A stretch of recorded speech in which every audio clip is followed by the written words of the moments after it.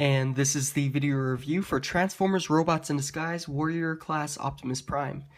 Here we have him in his robot mode, and I must say, he looks really good. I'm really into the angled look to this figure, specifically in the upper torso.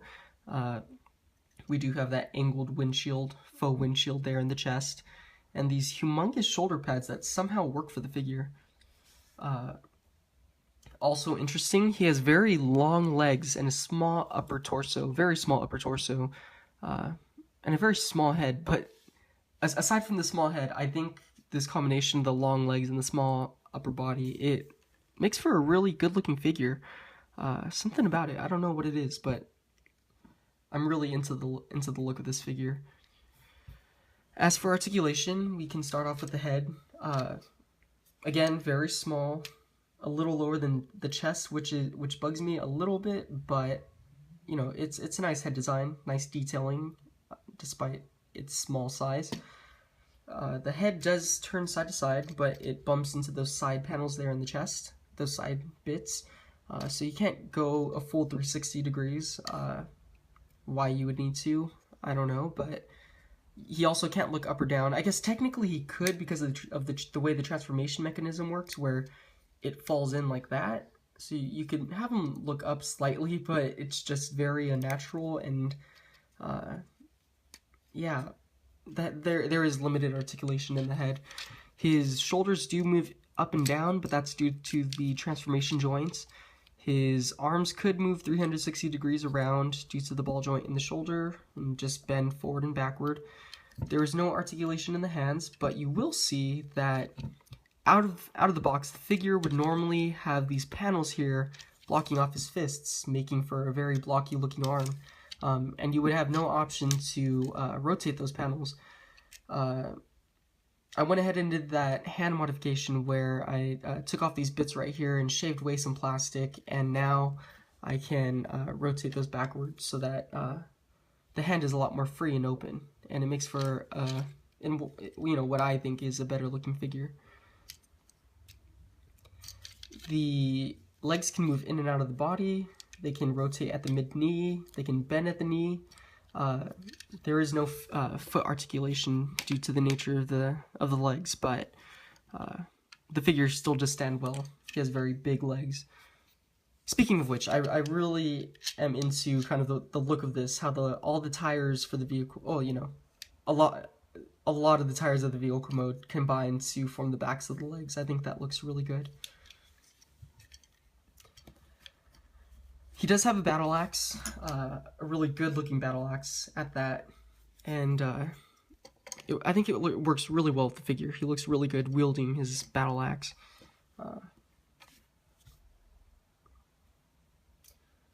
For size comparisons, I can go ahead and grab any figures that I have near me. I have Generations RC. They're just about the same height. I also do have Classics Grimlock with me. Grimlock is definitely looking over the other two.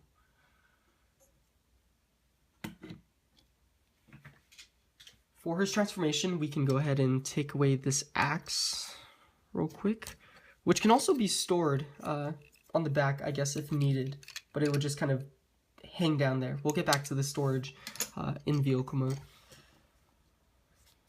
To start his transformation, we'll go ahead and flip these panels forward, covering his fists. We will turn the arm sideways, flip up these shoulder pads,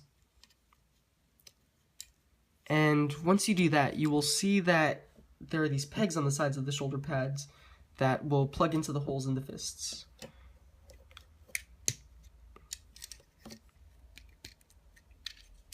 Next, we will rotate the arms up, push in the head of the robot mode, and bring up these arms right here, forming the cab of the vehicle mode. Next, we will rotate this entire back section of the robot mode, the legs, get those connected here.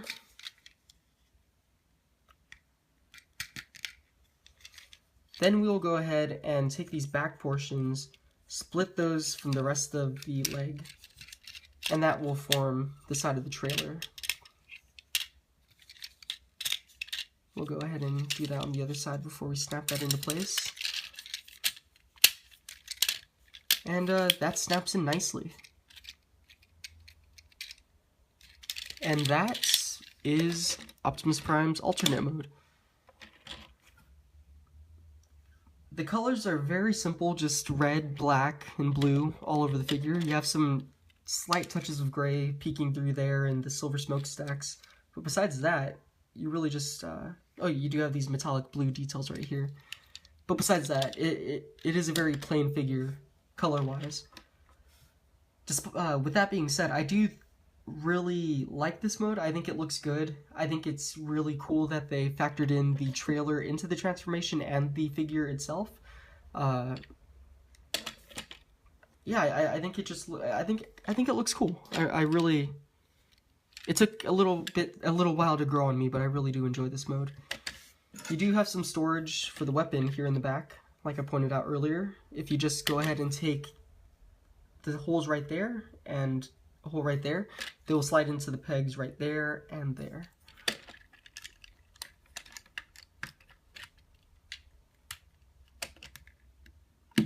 Just like that. And the weapon sits on top of the vehicle, like so.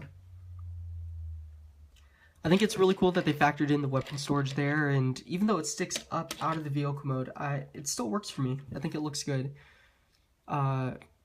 The cab has an interesting angled look to it, but I guess that's true to the robot mode, so I can dig it. I do appreciate the details with the smokestacks, these metallic lights right here, and kind of the paneling there. You do have some nice details.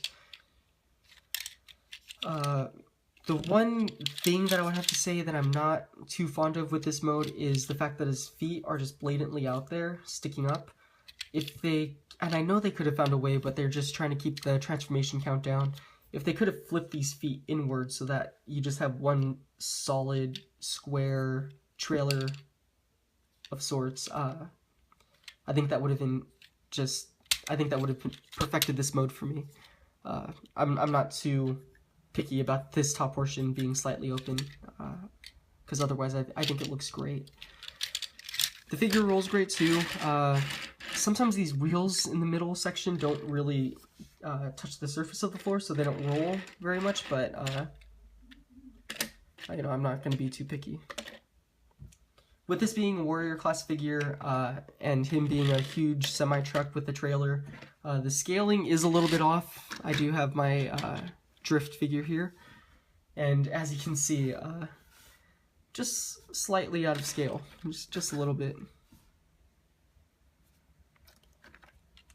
But other than that, I really do think that this is a great figure.